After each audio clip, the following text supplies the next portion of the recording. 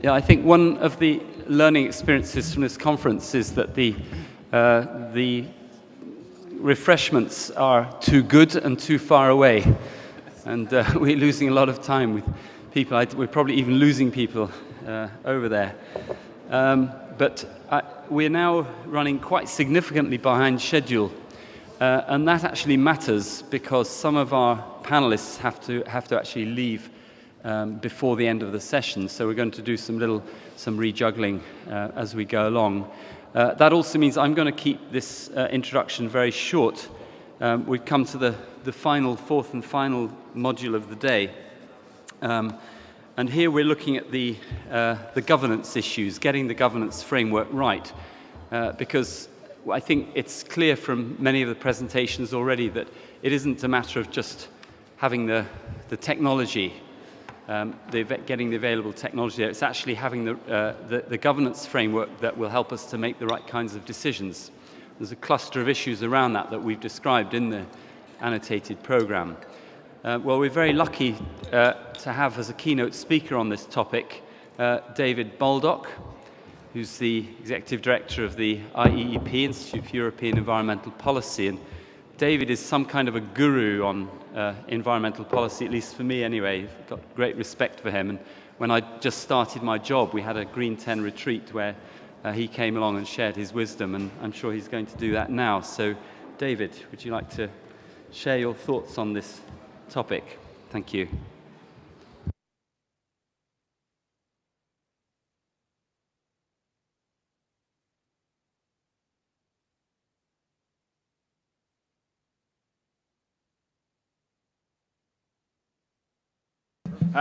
I'll try to concentrate on the speed rather than the wisdom, maybe, to get us through.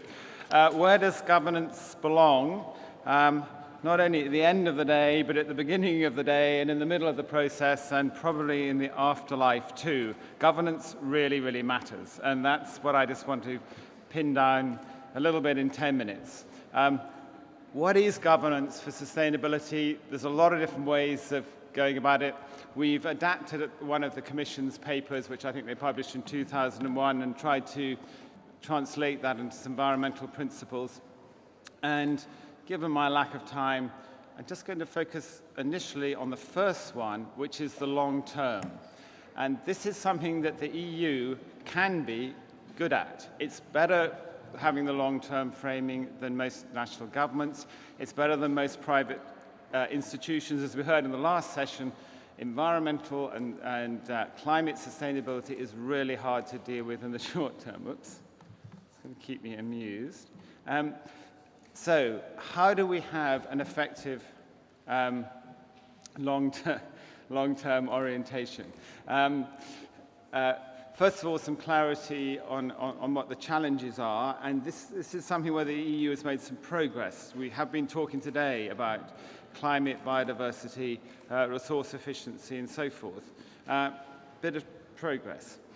Secondly, we need to be able to recognize our global responsibilities. Some progress there, perhaps we're starting to do that. Again, we're talking about climate. Then there's some areas where the EU has not been delivering particularly well, like biofuels, and in terms of financial responsibilities. Can we express this long-term commitment properly?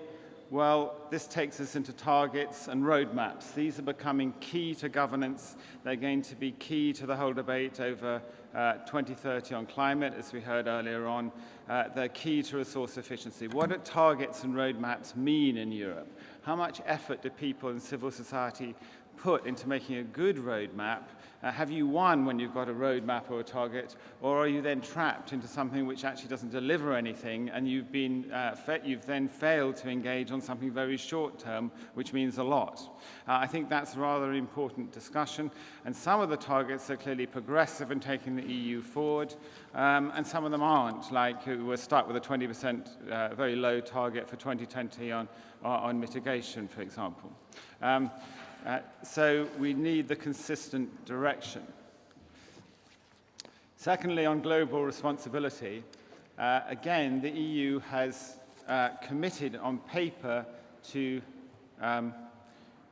post-Rio initiatives follow up. And if you read the Commission documents, there's quite strong EU commitment behind those goals for MDGs and then SDGs, and the whole goal of a decent life for all. So this is really quite distracting. But are we actually moving towards that in practice? Here again, it's not so clear. The EU has been promoting the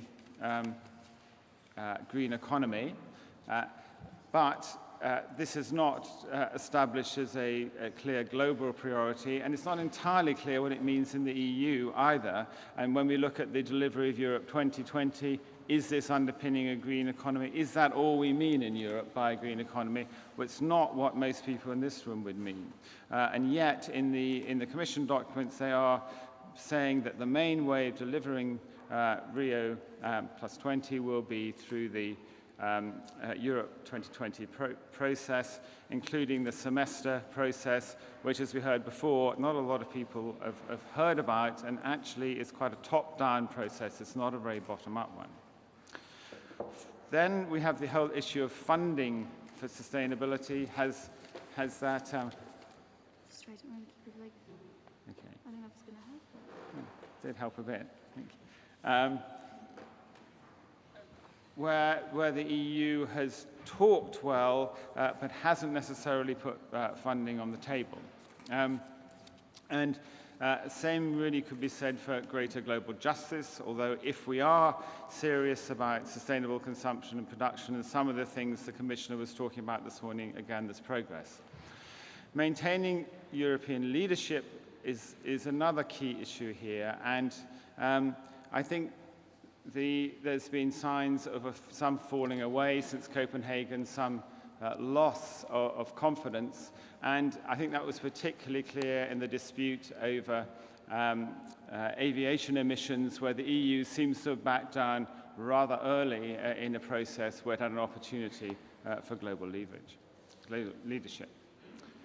So, Jeremy asked me to say something about the Sustainable Development Strategy and Europe 2020, because the Sustainable Development Strategy is meant to be reviewed next year, or by next year, whereas Europe 2020 goes on to 2020.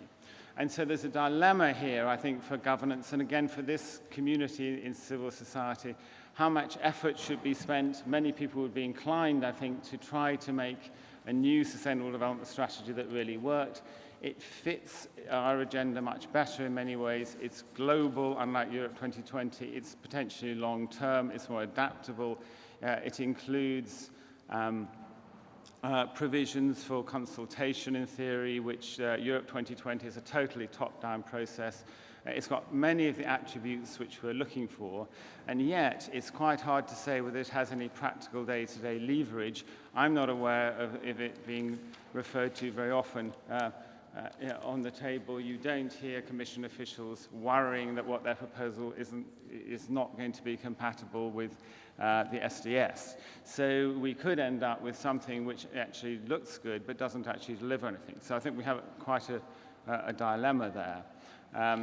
And at the same time, as we heard this morning, Europe 2020, it remains something which goes on largely behind closed doors. I mean, the Commissioner said he mentioned in speeches, well, I haven't heard a lot about it, and he was actually appealing for us to, for civil society to engage at a national level and make it operate that way. So there's some problems there. And then we have a whole new series of governance issues which have come upon us, particularly in the last 2 years. And these are challenges to the status quo, which are coming from several different directions.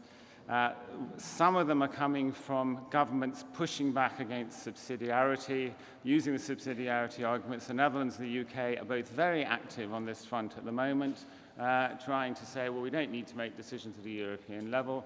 And the Dutch have a list of 10 measures on the environmental side they would like to modify or get rid of. The UK last week group of this week actually, a group of UK businesses put out a whole paper backed up by the government with, again, a list of measures they'd like to push back on and measures they don't want to have coming down the pike, including, for example, any initiative on shale gas, which is definitely something we're expecting the Commission to propose in the next year or so. And this is then entangled with a debate about better regulation and fitness checks, which we've touched on in the first session. And I think there are different layers here, one of which is a quite genuine effort to tidy up European legislation, to deal with frustrations, real complaints in companies. Some legislation goes through a trialogue process. It's messy. The impact assessments often don't capture all the impacts. It's perfectly legitimate to be tidying up, simplifying, sorting out some issues, but not using that as the platform for a major re-examination of the whole issue. And of course, Potočnik said this morning, it'll be fine, water fitness check went well. It did, I think that's true. But of course, we don't know what's coming next.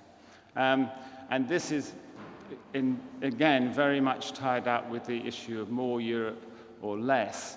And the questions here are coming, for example, from countries. The UK is arguing we don't need 2030 targets for renewables or efficiency, for energy efficiency, because they've got their own national targets, and they don't see any particular need to have one at a European level, and then that in turn undermines an argument for countries where that would be much more important. So some of the more or less Europe arguments are not at all separated from national preoccupations. And sometimes they miss some very important points, such as the leverage that Europe, by acting together, can exert on the rest of the world.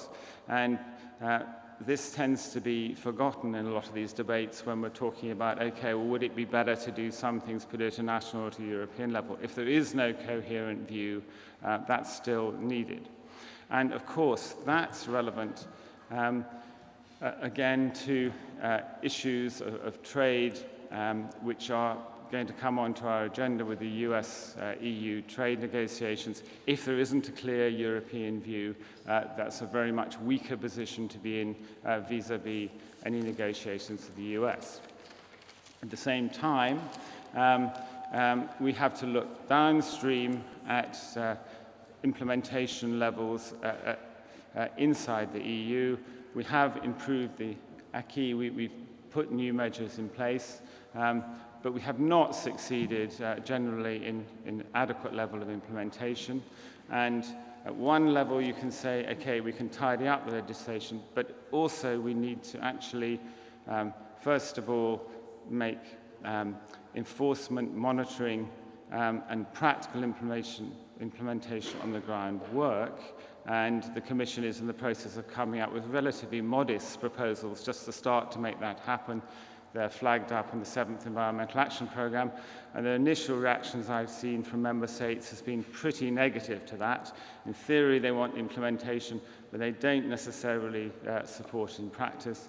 And then, again, that's connected with something Jeremy mentioned this morning, the whole access to justice, the whole basis of public participation, where, again, the Commission has withdrawn its proposal quite unexpectedly, I think. So I'm rushing at a ridiculous speed. Finally, one thing I was asked to just put on the map, so hopefully we can discuss it, we'll have a little participation in this session, is EU-US trade negotiations. Some NGOs are working very busily on that. 3 or 4 very quick points. One of which I think we have to understand what the negotiations are about politically. The US is now making bilateral negotiations with all sorts of power blocks all over the world, and they're withdrawing from multilateral negotiations. And you can interpret this in different ways, but one way is that this could disempower China in some ways as a world player. So I don't think these are not simple negotiations. Clearly, it raises concerns. Some of them, I think, are economic concerns on our part on the environment. If you if you do allow complete reorganization of economic entities inside tariff barriers, you get new power blocks, which I think we need to be concerned about.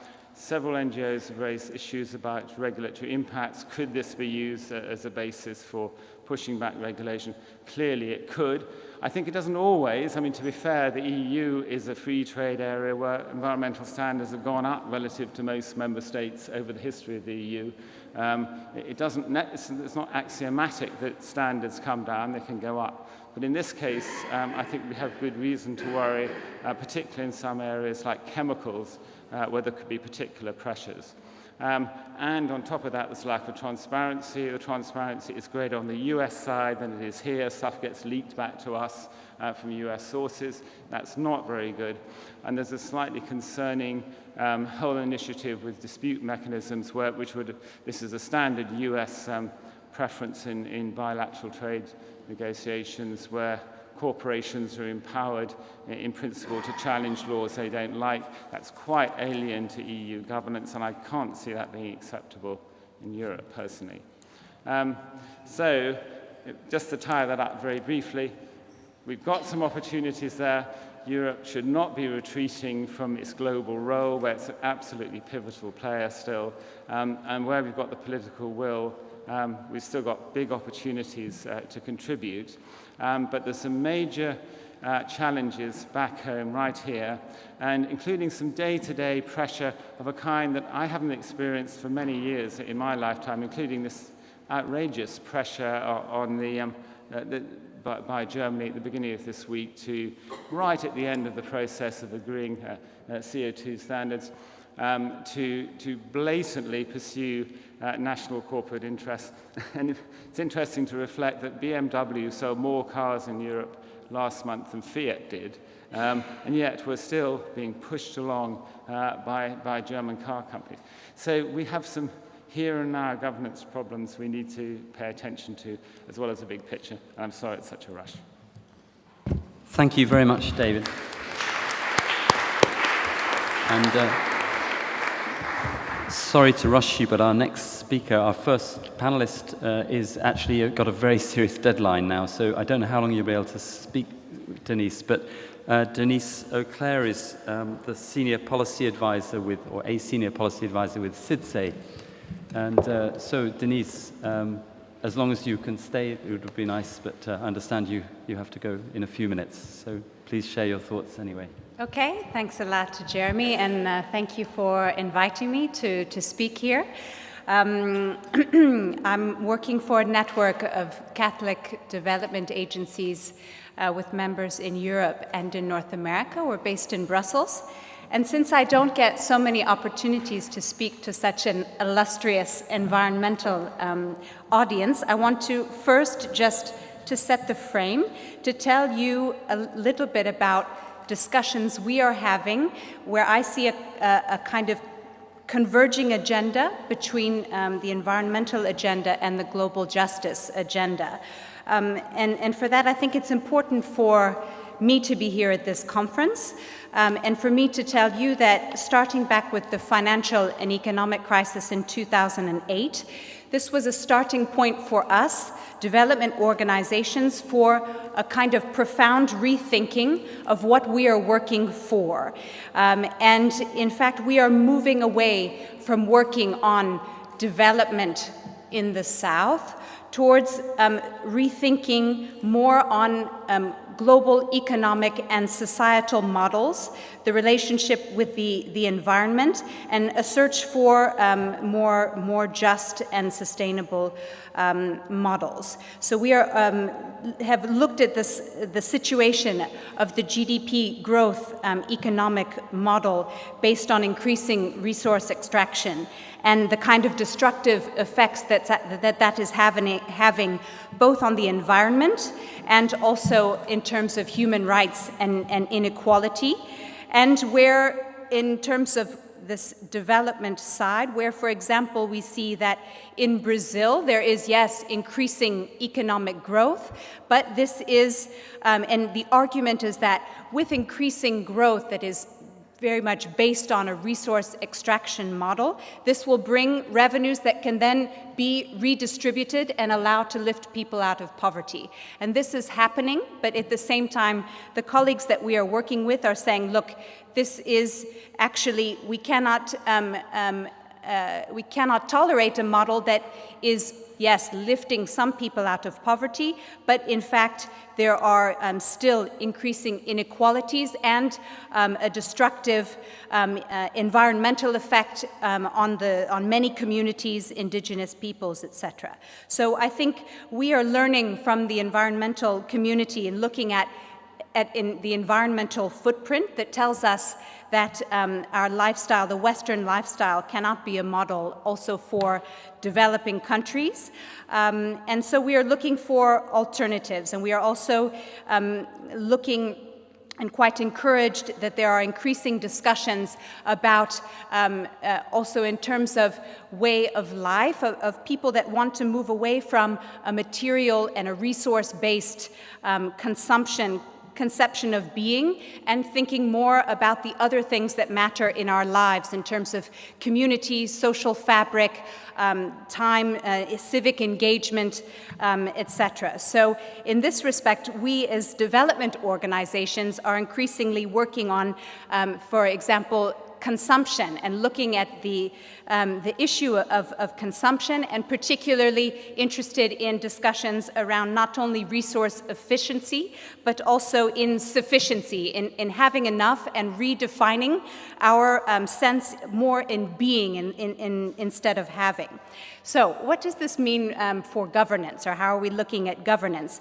Just 1 or 2 points. One is that we, as development organizations, have worked a long time on the Millennium Development Goals. We're looking and following the discussions happening on the successor to those goals, and also how, very interesting, how that agenda is coming together with the Sustainable Development Goals. And I think this opens up some interesting possibilities around governance.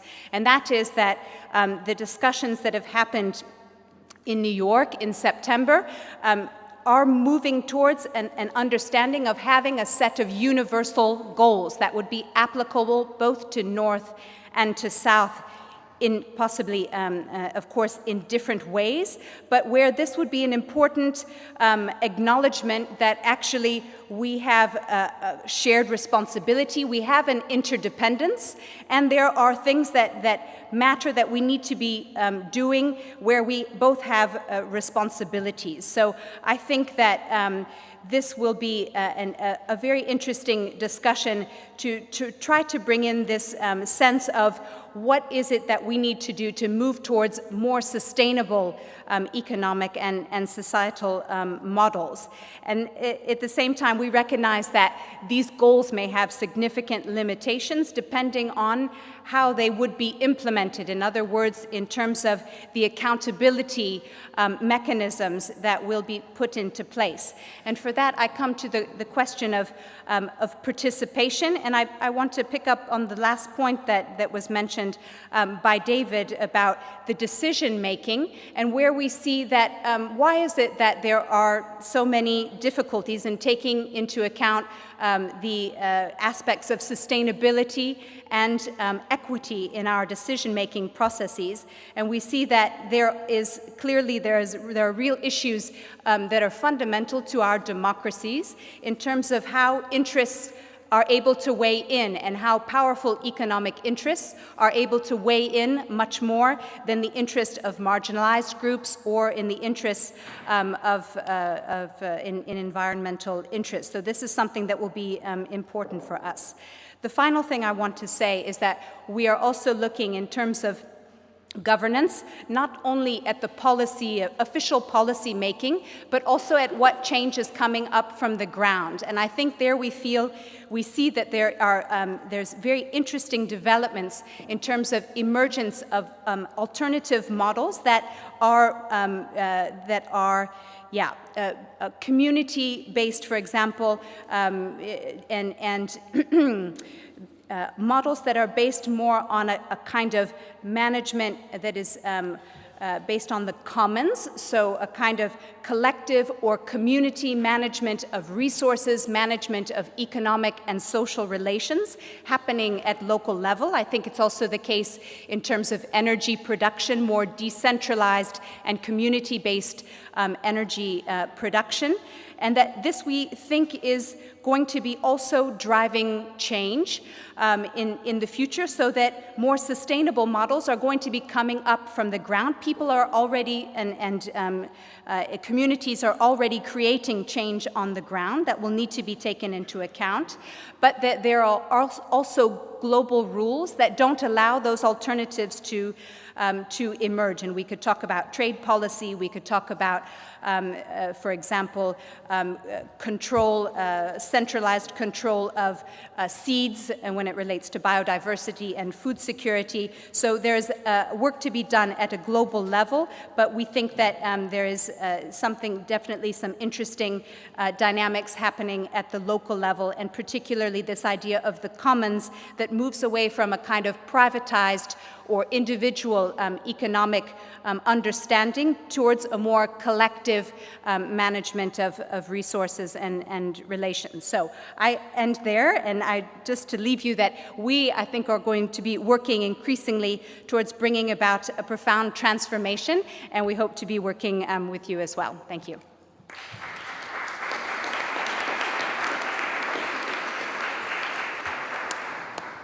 Well, thank you so much, Denise. It's really unfair now that you give us so many interesting thoughts and now you have to disappear. Do you have time for one question? Or yeah? So if there is one question to Denise, she has time for that. Does anyone have a question? I've taken you by surprise now. It seems not. No. But thank you again. And sorry that we are running so late with the program, that you've been a casualty of that. But I think everyone's appreciated your intervention. Well, our next panelist is Paulo Lemos, who's the State Secretary from Portugal, from the Environment Ministry from Portugal. And your country is one of those that's really suffered more than most from the economic crisis. And as you know, the overarching theme of this conference is looking at the interface between the economic crisis and the environment and how the environment can provide solutions. But that might seem very theoretical, but I'm sure you have a very practical experience of how that interface really works. So we're looking forward to your comments. Thank you very much. I'd like to thank the invitation and also congratulate the EIB for this event. I think it was a big success.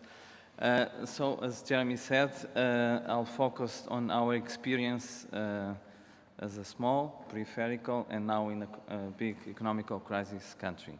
And on that, I'll make a timeline, as you see here, how important was the European integration and the European legislation and the European support to construct a policy, environmental policy in Portugal, and now how important it is also for us to face this crisis.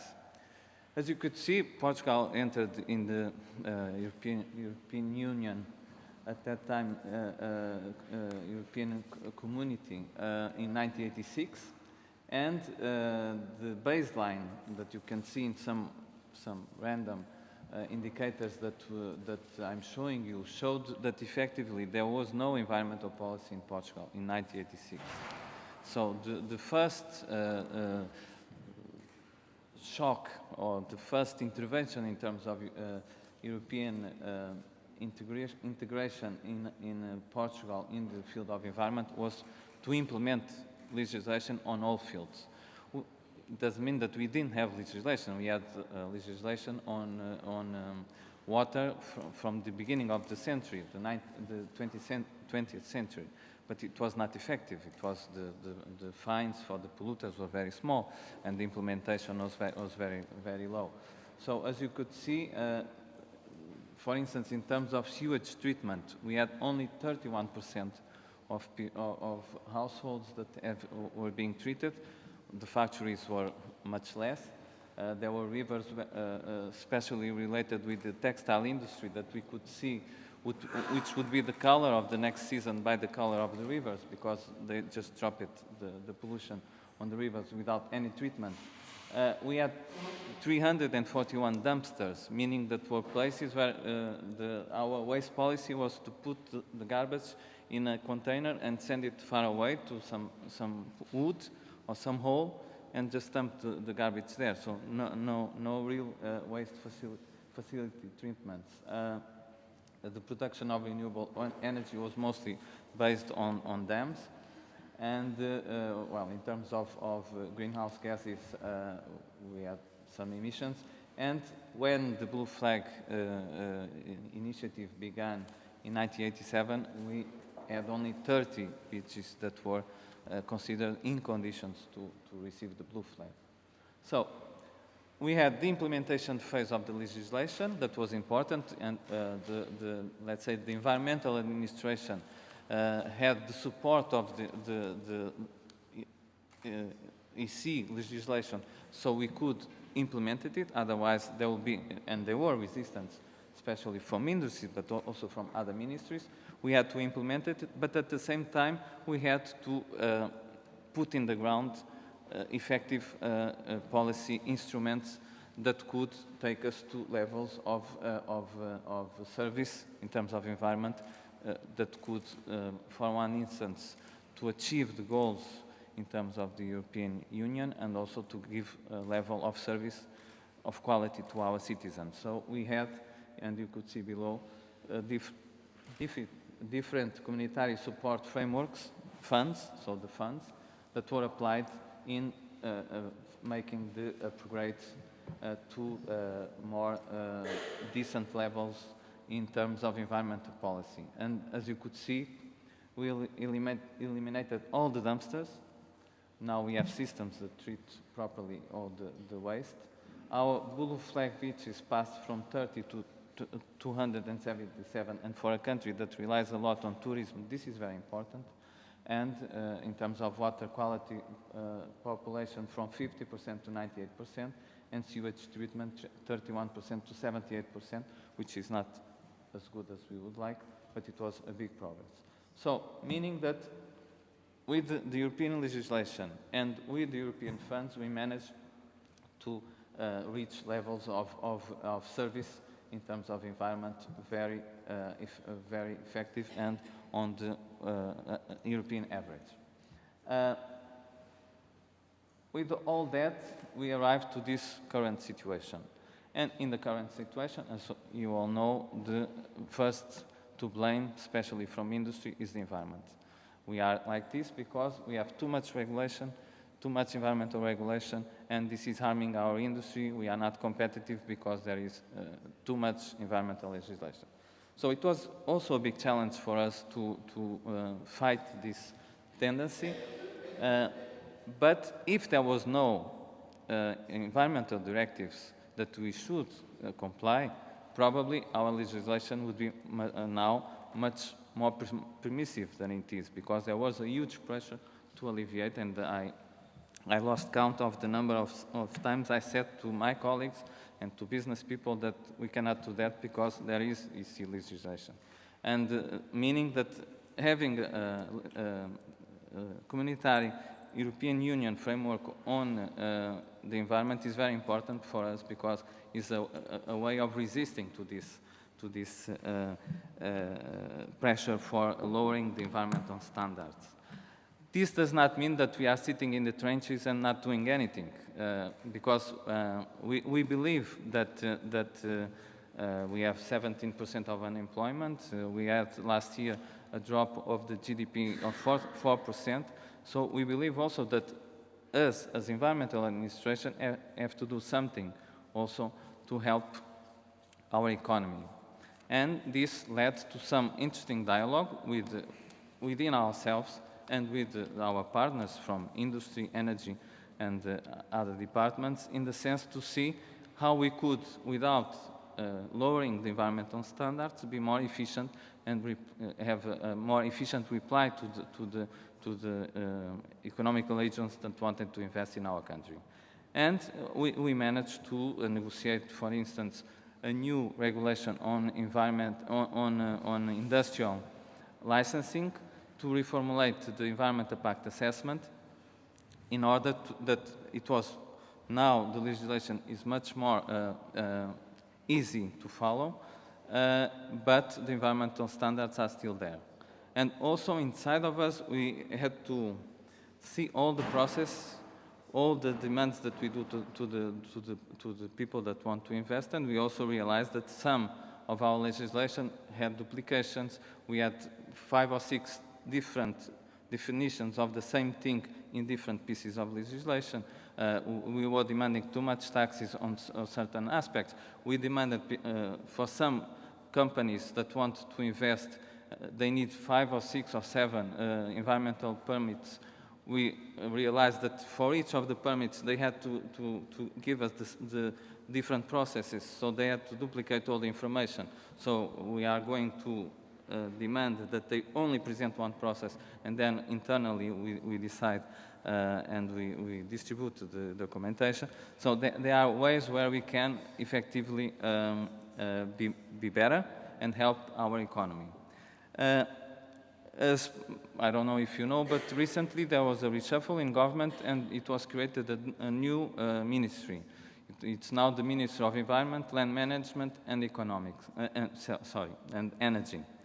And this is also a way, the creation of this ministry, it's also important for us because we call this ministry the Ministry of the New Economy, because we think that this mix between environment and energy, and especially because in our country we did a strong bet in renewables.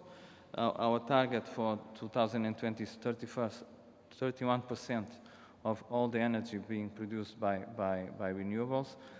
We think that this is a new way, a new solution to get out of the crisis also. So we are doing a strong initiative on green economy to try to convince our partners in the business sector that to bet on the green industry could be a way out of the crisis, and we are working very hard with other ministries also to do a strategy on sustainable use of resources that we consider also there is a way out of the crisis, because, like the 2020 strategy on efficient use of resources, we believe that it's in the sustainable use of resources is in the core of the policy of the green economy, and also is the intersection between economy and environment. Because we need to be much more efficient, not only to compete, but because the resources are very scarce and will be scarce in a growing sense. So this strategy associated with the 2020 target is very important. Is very important in terms of European terms, and also in terms of our country. Let me just speak a bit, if I have the time, about the question of leadership of Europe in the international negotiations. I believe, and also from my experience, that Europe has been consistently leading in terms of international negotiations, either in climate, biodiversity, chemicals, and that is very important in international terms. And for instance, in the climate negotiations that I'm the most, I have more experience since 1992 with the United Nations Framework Convention on Climate Change. It was Europe the European Union that pushed for this convention, because at that time the United States, with Bush father, did not wanted to sign it. In 1997, with the Kyoto Protocol, we also played a role, but at that time the United States with Al Gore played also a major role. But from then on, it was Europe that pushed for the implementation for the entry into force of the Kyoto Protocol, for the discussions on the future framework for post-2012, and all aspects. And I think that leadership, in spite of its shortfalls, it's very important also in terms of European Union, but also in terms of the world. Thank you very much.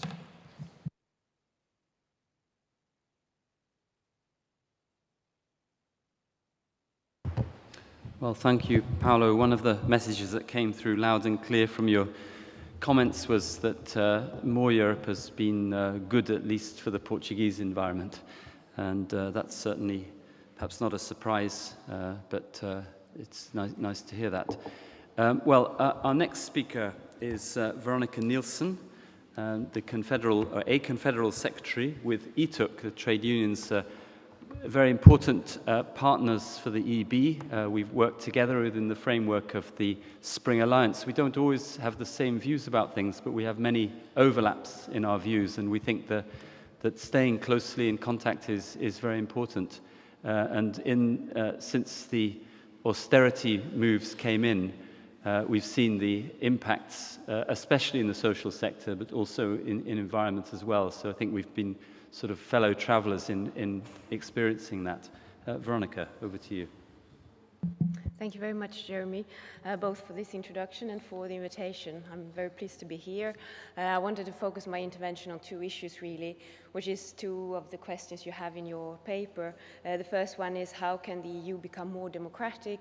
And the other one is the crisis as an excuse to push for deregulation. I mean, I would argue that the EU is actually becoming less democratic. We are very concerned about this new economic governance framework, which is growing upon us, because this framework makes it very difficult for us to fulfill environmental and social policy objectives. Governments' possibilities to pursue policies that lead to social progress, which is a treaty objective, are restricted by this new economic governance. I'm thinking, for example, of the fiscal compact, which was adopted not that long ago. This fiscal compact, as it is within the European context, and it's really changing the treaties, it's a new treaty, it should normally be adopted by calling a convention, which means that the national parliaments would be involved in the process. This never happened. The EU decided that this was an intergovernmental treaty, and then you don't have to call for a convention, then you don't have to invite the national parliaments, then you can just go through with your decision without having any proper consultation process. And I think that this is really serious and really points to the democratic deficit that we have in Europe today. The other thing is what we have heard from several speakers already, the European semester. We are also very concerned about the European semester, which leads to these country-specific recommendations to governments. These country-specific recommendations very often contain recommendations on wages, yet the Commission does not have any competence whatsoever on wages. Wages is something for trade unions and employers' organizations to negotiate, not for the Commission to interfere with, yet they are doing it. So, I mean, the impression we are left with is that the Commission can do basically anything. And I think it's even worse in the bailout countries. We have heard from Portugal. We also have Ireland, Greece, Cyprus.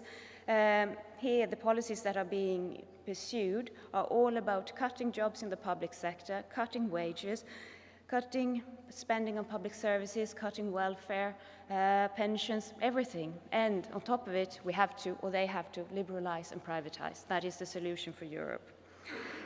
But what right does the Troika have? The Troika, which is the European Central Bank, the Commission, and the IMF. What right does it have to impose these kind of measures on governments? Where is the legal base for the Troika? And I think that the only way to change the economic governance framework is actually to challenge it legally. What is very interesting is that a country like the UK is always legally challenging the Commission and the European institutions. The UK has, for example, mounted a case against the directive for the financial transaction tax. They have also taken legal action to try to challenge the directive on bonuses, on limiting bonuses. So the UK, they can challenge, but what about member states? Maybe Portugal should challenge the EU and the Troika. And we would certainly support you if you did. And if a member state is not willing to go down that route, maybe the European Parliament would. Maybe we can encourage the members of Parliament. And that's all I wanted to say about the democratic deficit because of the time limit. The other issue I wanted to address is really smart regulation. And I think it's true that the crisis has really helped pushing this deregulatory agenda. But it's really ironic because it was the lack of regulation of financial markets that led us to this crisis in the first place, and which started in 2007. It's now 2013. This is 6 years ago, and we are still in a very bad situation. And I'm not sure we have seen the worst yet. I hope we have, but I don't know. But this whole deregulatory agenda is also ideologically driven and started already before the crisis. And it's very difficult to be against smart regulation. And I should say, we are not, as long as it is smart. It's not always the case. I mean, if it's possible to cut red tape for businesses, if it's possible to reduce unnecessary administrative burdens, if it's possible to simplify unnecessarily complicated rules and regulations, then I think this should be welcomed. And I think we heard examples from Portugal here. I mean, there are examples, there are things we can do to improve regulation, and that's fine. But the problem is, and the experience we have, that this is not always the case. Most of the time, it's really about deregulation. That is the experience we have, for example, with the Stoiber Group, and also for many of the Commission initiatives. The idea is really to cut regulation for the sake of cutting regulation. Some policymakers treat regulation as a zero-sum game, so it's one in, one out, and that means that if you want to adopt a new piece of legislation, well, you have to get rid of another one. And I think if you have that kind of perspective on legislation, I think that is very worrying. Another example is the idea of gold plating. Member states going beyond the minimum level while implementing a directive is nowadays accused of gold plating. And this causes huge problems for health and safety directives and social policy directives, because they are all minimum directives. I mean, that's the point. Governments agree on minimum standards as a minimum floor for nobody to go below, but preferably beyond. So if having higher standards is seen as gold plating, then there can be no social and environmental progress in Europe. So I think that, unfortunately, the Commission and the Council and a number of member states have actually done a lot of harm to Europe. And just to give you a few examples, in December 2011, the EU heads of state, they decided to exclude micro-enterprises from the scope of new legislation, unless it can be demonstrated that micro-enterprises should be covered. But the burden of proof has been reversed, so that it is the legislator that has to show why a new piece of legislation should also apply to micro-enterprises. And since then, we do see that when the Commission is taking new initiatives, coming up with new directives, there are quite often a few articles which says that, oh, this article or this part of the directive does not apply to micro-enterprises, or it only applies to companies over a certain threshold of employees. Last year, the Commission invited small companies to complain about the most burdensome pieces of legislation. This was called, or is called, the Top 10 consultation. What the Commission did was it selected the legislative acts that they then invited the companies to complain about. And companies did not even have to explain why a particular legal act was a problem for them. They just needed to tick boxes. Oh yeah, that directive is very complicated. Yeah, we don't like that directive either. And incidentally, the Commission suggested companies to complain about many directives which protect workers' rights. I'm thinking about REACH, directives on workers' health and safety, posting of workers, working time, temporary agency workers, and also social partner agreements. And if this was not bad enough, the Commission is now using the result of the consultation to underpin calls for further deregulation. So these directives that were pre-selected by the Commission are now presented in Commission papers as the most burdensome pieces of EU legislation. So the consultation has really created a self-fulfilling prophecy, because it was the Commission that listed the directives, asked the companies to complain about them, and when the companies do, they say, look, here is the result. Companies find these directives very burdensome. Now, this top 10 consultation was followed by REFIT, and REFIT is regulatory fitness and performance. And in this communication published 2 weeks ago, the Commission has committed to withdrawing the directive of musculoskeletal disorders and other health and safety directives which are very important for workers. They have also decided that they will not present the social partners agreement on hairdressers for adoption by the Council. And the President of the Commission, Barroso, is even going as far as making fun of this agreement. He says in public statements that if this agreement was made into legislation in the different member states, then hairdressers would no longer be able to wear high-heeled shoes. This is not true, but this is what he says. And he also says that he himself has back pain, and he can't see why the issue of back pain should be regulated at the European level. And I really think it's quite serious that the President of the Commission can pronounce himself in such a disrespectful way concerning the working conditions of hairdressers. And it's actually the first time that the Commission is blocking a social partner agreement. And it is, in my view, a violation of the treaty. It does not respect the autonomy of the social partners, and this is something which is enshrined in the treaty.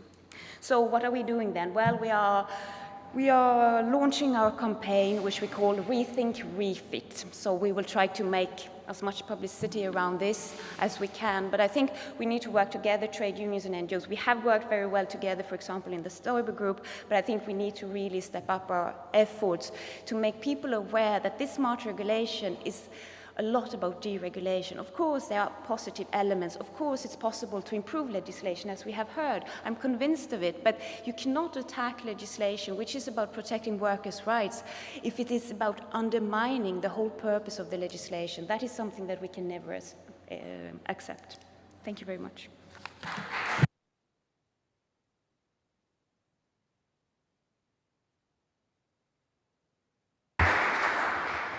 Well, thank you for another excellent presentation, although it was very depressing, I have to say, but that is the reality, and I must say you're looking at the same situation as we're looking at from a slightly different angle, but we're coming to the very same conclusions, and I think there are some very serious questions to be asked about the record of Commission President Barroso at this point, and I don't know whether he's going to do something that's going to redeem himself in the last months.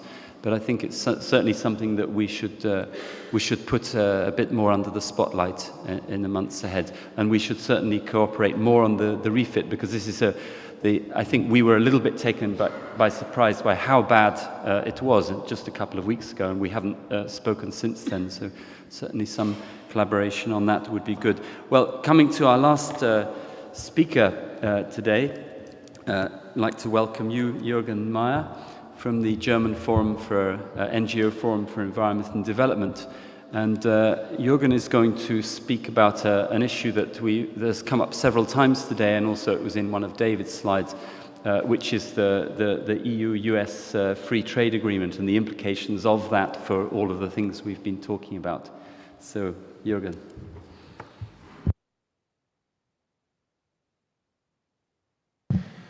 That fits nicely into what Veronica has said. After the financial crisis in 2008, a lot of people said the era of deregulation, of liberalization is over. We have seen what it leads to. The reality, it's not over. Agreements like the EU-America Free Trade Agreement, or the acronym TTIP, Transatlantic Trade and Investment Partnership, such agreements are not necessary except if you want more deregulation and more liberalization. That's the only purpose of such agreements. And the trade agenda of DG Trade, of the economics ministries of Germany, the UK, the Netherlands, and a few other countries has not changed in the last 10, 15 years. The trade agenda of the European industry associations has not changed. Their agenda is opening markets overseas and deregulation and liberalization in the EU as well as abroad. That is the agenda. They're flexible on the instruments. For a long time, the WTO was the instrument of choice. The WTO was supposed to globally deregulate economic agendas and open markets everywhere. The WTO has run into crisis, into paralysis. So they went for bilateral agreements, for regional agreements, for plurilateral agreements. They are much more flexible in that sense than NGOs. The NGOs thought, after the WTO has run into paralysis, oh, the problem is over, we can do other things. It was a big mistake. and the transatlantic free trade agreement is the next big step in that agenda. It's a step reaching much further than the WTO ever tried. The WTO tried to harmonize a few general things about tariffs, lower tariffs, and regulate investments a little bit, but not such a comprehensive agenda of regulatory harmonization as the TTIP is aiming at. And this very ambitious agenda is also a reason why the TTIP can easily have the same fate as the WTO. Wanting too much can have the consequence you get nothing. And that's what I think we should aim for. The TTIP is designed to reach regulatory harmonization. That sounds nice. The reality is it's not really very nice. The Trade Commissioner, Karel de Gucht, a few days ago openly said how he thinks that should be implemented. He thinks we need for that purpose a regulatory cooperation council, a new institution.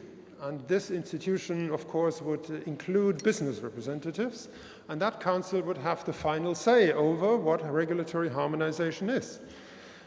Because regulatory harmonization is not an issue that you can deal with once and forever. It's like you conclude an agreement now, you look at existing regulation, and you can harmonize that a little bit, but regulation is something that evolves continuously. Something can happen in 5 years. And to make sure that this level of harmonization is not sort of diluted in the next years again, you need this council who makes sure that no new regulation is enacted in the EU or in the EU or in the United States that sort of disrupts that harmonization. It will take away, in essence, the possibility for both sides, the US as well as the EU, to take regulatory steps that somebody else on the other side doesn't like. And that means all this nice talk about green economy, talking about sustainable development strategies, all that needs regulation. I mean, green economies and sustainable development doesn't fall from heaven. It has to be regulated. You have to make laws for that. And then you have this De Gucht Council of regulatory cooperation, and they can say, oh, no, this is actually not in harmony with what the US is doing. You cannot do that, period.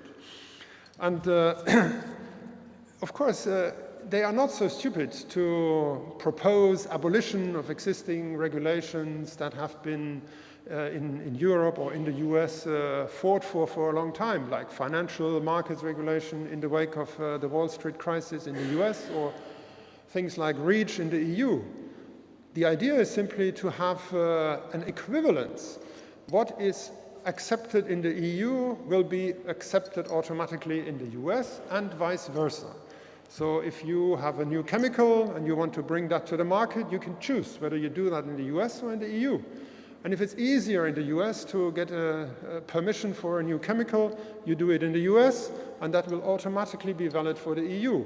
So nobody needs to abolish REACH. REACH becomes simply meaningless because you have the American way of getting a permit for your bloody chemical. And that is what will happen in the financial markets as well, because the EU is more lax than the US. So if you have a new so-called financial product that is maybe difficult to get permission in the US, you get the license in Europe, and automatically it will be possible to do that in the US as well. Wonderful world of regulatory harmonization. And I think for future regulation, for that what we are aiming for, all these proposals that we are talking about need regulation. It will be essentially a killer argument, a killer obstacle. Just one example, a hypothetical example, maybe in 5 years the problems with antibiotics in animal farming are so big that in the EU Parliament we get a majority for banning antibiotics in animal farming. And we get a majority for that, the Council ratifies it, and America says, oh, we don't like that. This is a market obstacle for American meat. Huh, that was it, period. No possibility. I think the comparison with the EU as a free trade agreement here is not really very helpful, Because what we are talking about here is not something like the EU. We are talking about something, a free trade agreement with only the DG Trade and DG Competition as common institutions. No parliament, no council, no other DGs. That is what we're talking about. And that is a fundamental difference, because you get a very, very one-sided and very lopsided free trade area. And the consequence is obvious. We are getting exactly that race to the bottom that now everybody, every proponent of the TTIP says we don't want that. This is not what we are aiming for, but it's the logical consequence of regulatory harmonization. It's the essence of what they're talking about. In addition to that comes the investment part. It's called TTIP, Transatlantic Trade and Investment Partnership. A new agreement giving investors the right to sue governments in court, in a secret court, a new court taken outside of the existing law structures, when they say this new regulation, this new law is indirect expropriation. For instance, Germany, under a similar treaty, is now being sued by the Swedish government-owned company Vattenfall because we have made a decision to phase out nuclear power, and we closed down 2 Vattenfall nuclear power stations. So Vattenfall is challenging Germany, not in a German court, not in a Swedish court, in a secret court established under the European Energy Charter. Nobody has access to the negotiation, to the trial. Nobody gets the papers, and Vattenfall wants 3.5 billion euros for that. Something like that will become standard after TTIP is becoming law. Companies can challenge all the laws they don't like. On top of that comes the secrecy of the negotiations. Today, the negotiations for a similar agreement with Canada have ended. Barroso and the Canadian Prime Minister have signed that thing. That thing means nobody has the text. It's still secret. And this morning we were told it will remain secret for at least a few more months. They are negotiating that treaty in secrecy. It's a blueprint for TTIP. It's something very similar. Of course, Canada is a smaller country than the US. We have all ignored that completely. When this new agreement comes to the national parliaments, to the European Parliament, they will only have the possibility to say yes or no. And history shows that in almost every case, they behave like the Supreme Soviet. They say, yes, of course, because we cannot spoil 4 years of negotiations. They won't say no. So I think it's obvious that this is something which is a fundamental challenge for the way we are making policies. It's not just another free trade agreement. Free trade is the smaller part of that agreement. Regulatory harmonization is the big thing, a fundamentally new challenge. And I think we must not allow financial markets, we must not allow industry interests to essentially write the laws, and we must not allow parliaments to willingly be sidelined by such an agreement. And on the other hand, what we should aim for is something like the WTO, which is paralyzed, something like the Mutual Agreement on Investments and ACTA, who were simply stopped by public protest. And we stopped these agreements, not by saying we want a nicer and greener agreement. We stopped them by saying we don't want such an agreement at all. Thank you.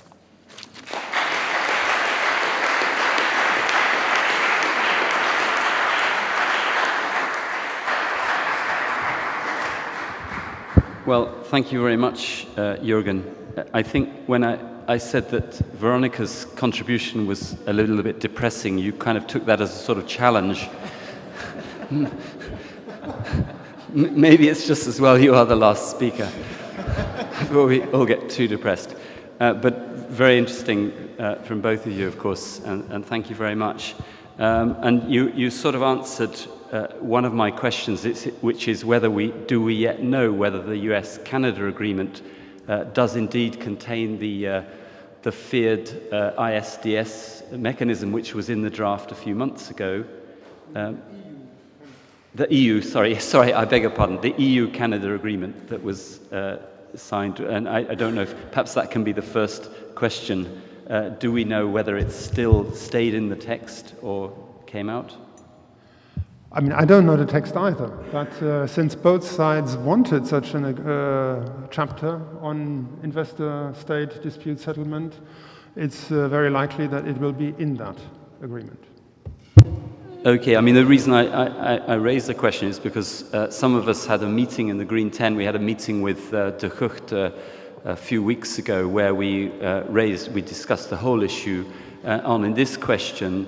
De Gucht said, he said, and these were his exact words, "I'm not a big fan of the ISDS." He felt that it was something more suitable for when the EU was making an agreement with a developing country which didn't have a rule of law and so on. We disagreed with him on that point as well, but it was interesting that he didn't seem to think it was very important. We sort of said, well, why the hell did you put, well, we didn't put it quite like that, but why did you include it in the mandate? And he said he wanted to see a comprehensive mandate so that there wouldn't be an excuse. Sentence? Yes, please. The interesting thing is the German Ministry of Economics keeps telling us we don't want that either. It's the Commission who is absolutely hell-bound to get it. Okay, well, I'm now going to open the floor. We haven't got very long, but a few questions. And if you would announce your name and organization. First, the lady in the white. Hi. Yep. My name is Perrine de Vlecher. I am from Wageningen University, and I am a student in environmental economics. I did an internship some time ago in the Environment and Economy Integration Division of the OECD, and I'm very interested in the link between eco-efficiency measures and economic theory. And I have a feeling that with this long-term, the current environmental policy framework of the European Commission focused on product eco-efficiency, we are creating a new kind of a bubble that is not the real goal. And that by promoting this in international trade, it's not really reflecting the effort we have to do. Because I think into 50 years we have to go towards an equal per capita share of the environment. And so we know that Europe for the moment is very good at product eco-efficiency because we have resource scarcity. So if we want to go towards very much better per capita eco-efficiency, I don't really see how we can do it with the current thinking, also with the financial instruments that are based on the greenhouse gas eco-efficiency of enterprises and so on. Because we cannot compare them across countries with the measures we are currently developing and the metrics we are currently developing. So, yeah, I just would like to share this concern and ask if you also have this feeling that the long-term framework for a green economy is not a product eco-efficiency, because we are already good at it, and the question is not about competitiveness, but it's rather about distribution. And if the OECD is not the place to talk about that, because it has to come from governments, if the EU is maybe the place to dare to address this maybe unpopular fact. Thank you. And then Leida in front of you. And I think we have one more question request after that, and then we come back to the panel briefly. Thank you. I'm Leida Reinhardt from ANPET, the Northern Alliance for Sustainability. Although I liked and I appreciated all your interventions, I was a little bit surprised that I didn't hear once the word coherence in the whole governance issue. I think it's very important, if you talk about sustainable development in general, that we also have coherence in all the strategies that we have in Europe. I don't have to explain where we do have all these incoherences in Europe. I think it's one of the main blockers of sustainable development, that incoherence. It's a pity that Denise already left, because I think the development organizations succeeded in their lobby to integrate in the Lisbon Treaty that there is an obligation every year to do a development policy check on coherence. So a coherence check.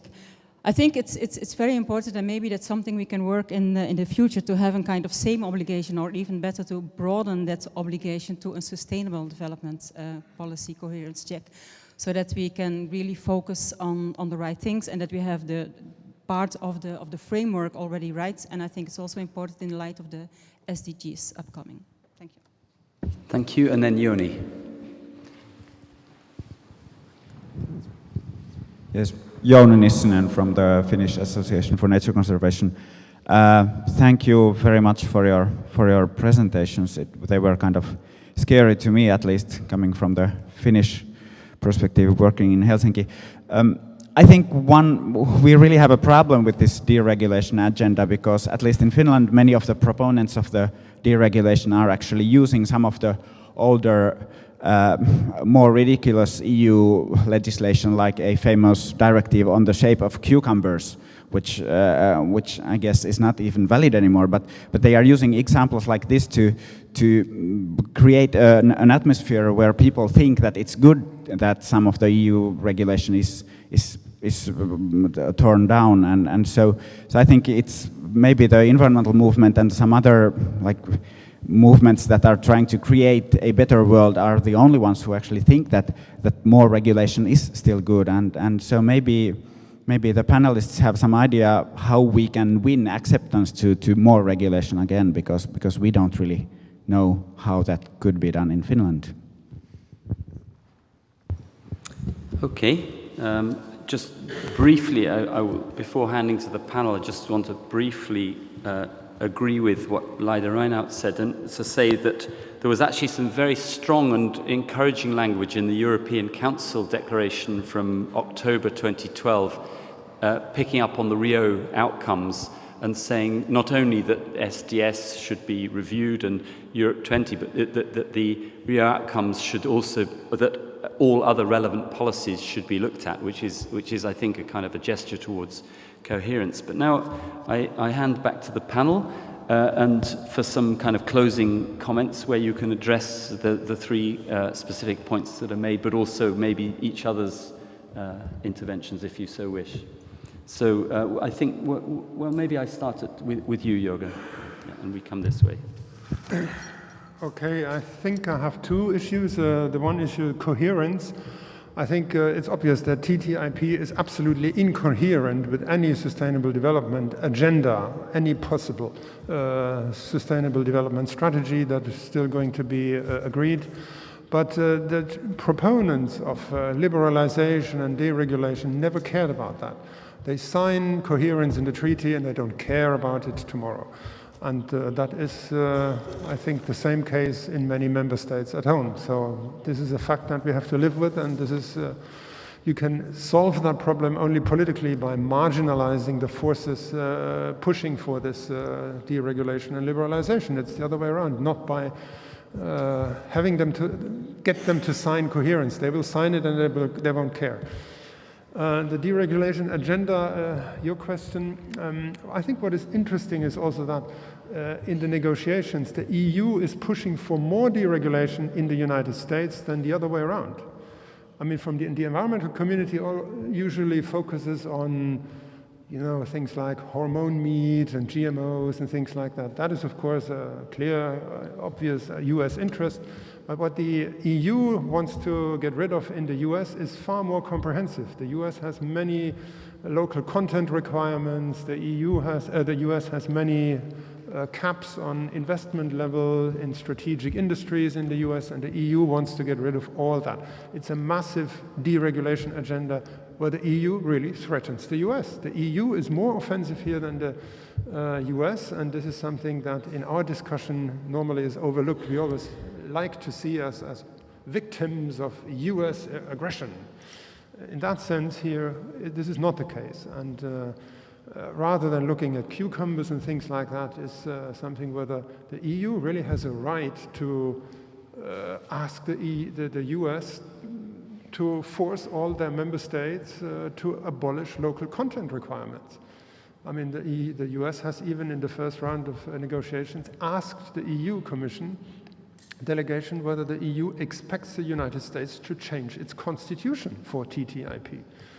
So aggressive are the interests of the EU, and this is, I think, also a good point to hope that our friends in the United States, maybe they will be able to stop TTIP in their Congress if we don't make it. The chances are very high that they may be more successful than we are.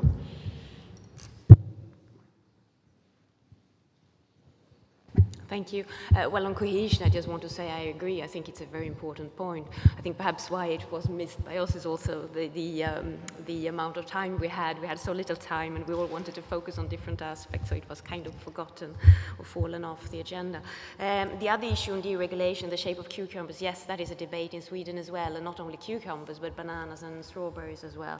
And I think it's easier for those that want deregulation to simplify their messages, and I'm sure you can always find the bad examples where regulation may seem to be unnecessary or may even seem to be silly, as this with cucumbers, but I never read the regulation. Maybe actually it's a good one, but the way it's presented, it's very, very bad. So who knows? But we will certainly work much more on how can we get our message out. And as I said before, we are starting our own campaign now, which we call Rethink Refit, which would only make sense for an insider who knows what refit is anyway. But we will try to focus on having simple messages that will actually be understood, which are just as simple as this strawberry and banana thing. So we will do our best, and any ideas, I would be really interested if you have any great ideas what more we can do. That would be very, very welcome. Thank you. I would focus on efficient use of resources. I also believe that efficient use of resources is a question of fairness between countries, between developed and developing countries. But at the end of the line, we cannot just decree that everybody should be efficient. So it must be the companies, the economy that should get more efficient. And for that, we need to have legislation, of course, targets like the 20% target of efficient use of energy, like the eco-design. But at the end, the companies should believe that that's also in their own interest to be efficient. And also people, because I think we as citizens also make everyday choices about products, about the way we use electricity, the way we use our appliances that contribute for this culture of efficiency. But I think without proper incentives, without proper legislation, we will not get there. Look at waste, for instance. For some years ago, waste was a complete loss of money. It was the state that was doing that because there was a lot of investment to do and not a lot of profit. Now, and in the case of Portugal, now we have a huge sector of companies that are profitable and that they are reusing the waste and putting it back in the economy. And this idea of circular economy that is now being promoted is also very important in either in developed as developing countries. Thank you.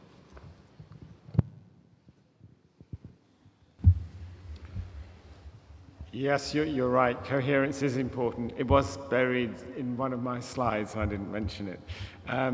We did have to go a bit fast. One of the challenges of coherence, though, is in a lot of European documents, there are a lot of paragraphs which say, well, we'll do this, and this will be delivered through the Common Agricultural Policy, and this will be delivered through the Europe 2020. And so there's an apparent coherence, but not necessarily an actual coherence. And so that's a little bit of a challenge for us, I think, to be saying, okay, well, it's fine to tick the boxes and you add up the strategies, but what are they actually saying underneath that? On the question of cucumbers, yes, you're right. This just doesn't go away. It's an old story, and I think it can be difficult to defend the regulatory agenda sometimes, and that we have to do that at several different levels. I mean, one of which is to do with making it clear to people that if we do want to have a more sustainable and just world, it's actually very hard to do it without regulation, and that is the experience of Europe. And I think the example you gave of Portugal, thank you very much, It was absolutely brilliant. That's what it showed, and you could do a similar graph for that for any country in Europe. And even the countries which thought they were very green at the beginning have, in many cases, had to change in a positive way because of EU measures. And I think that story needs to get out there. I came to Portugal before the year of accession, came to the Environment Ministry, talked to them, and they were terrified of what was coming down the line from Ludwig Kramer. And they were kind of right, in a way. Their world was about to change. You know, and that has happened, and we do have to make that story clear that it's not just a theoretical thing, it's a practical thing. That's how we've actually built a better Europe. And okay, some things might be wrong, and there's a strange cucumber, but there's a really good news story. So, and we've also, of course, tried to build in an economic and jobs dimension, and if we don't, it's not going to work. If we can't produce jobs, it's not okay to have 16% unemployment in Portugal or anywhere else. So our regulation actually has to be good. But I don't want to end the day on a completely negative note, because that's very easy to do. We've certainly got some challenges, but there's some fantastic achievements there, so let's not throw that away.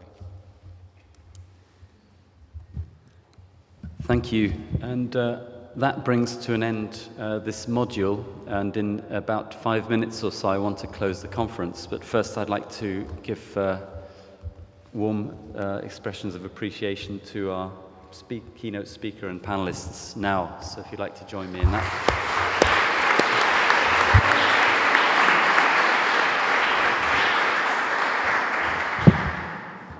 Well, the last thing but you can stay seated. I know Veronica has to leave, but others, please stay seated here, because as I say, I don't want to extend too long. It's already well past the time that we were supposed to be closing this module, and in fact, we're supposed to be at a reception 5 minutes ago.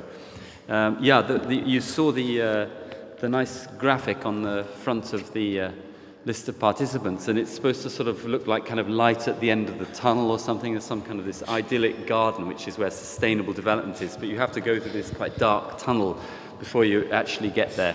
But right now, the light at the end of that tunnel is the reception that's waiting for us outside. But just briefly to conclude, I mean, I think it's been a very rich and full day, possibly a little bit too full. The cakes were too good for sure. We'll do something about that next year. I think, you know, that we've had a lot of kind of sobering presentations today. We've heard about the fact that we're further down the road towards ecosystem collapse. We're not winning in terms of the mega trends with climate change, resource overconsumption. And at a time when we should actually be doubling or trebling our efforts, we're seeing the very opposite happening. We're seeing some very disturbing political tendencies, and some of which we've heard about in this last panel. So it's not necessarily been a happy day, but I think it's been a very important day to exchange information and views about these issues. In relation to climate, we're definitely coming into a very interesting time with the progress towards the 2015 agreement, with the Ban Ki-moon summit a year before, the 2030 targets discussion, the second Obama term possibly giving some glimmer of hope there. And I think on the third module, I think on the financing the transition, I mean, there were so many interesting messages, and I wouldn't even attempt to try to do justice to them, but I think one of the very strong messages that came out there was about short-termism, that essentially it's this short-term thinking which can't take into account the profits that come 5, 10, 15 years down the road from a greener approach. This is one of I think, the very strong messages that came out of that session. And then in relation to the governance framework, well, you know, we've heard, I think quite convincingly, that the EU isn't becoming more democratic. Ironically, this is the year of the European Year of the Citizen. but I think you wouldn't really know it from the way the real politics is working. And the example of the German car industry's very successful lobbying this week, you could say, well, it's the year of big business, but it doesn't sound quite so good from the public relations office. You know, hey, we're going to announce the year of big business, but you know that with events like that going on, it certainly seems that that's more what we're looking at. I'm going to leave it at that. We will, like last year, we're going to produce proceedings. Fuller proceedings of this event, and we'll do so in a more timely way than last year, so you'll be able to look at those in a couple of months. I want to thank you all for your participation, your active participation, and invite you now to come to the reception. But here I just want to check with one of my staff if somebody knows actually where the reception is. Is it in the same place as... is the reception in the same place as we've been going for the coffee and the lunch? It is, yes, it is. Yeah, so I don't want to send you in the wrong direction. So the same place as the coffee and the lunch, as soon as you like. Thank you very much.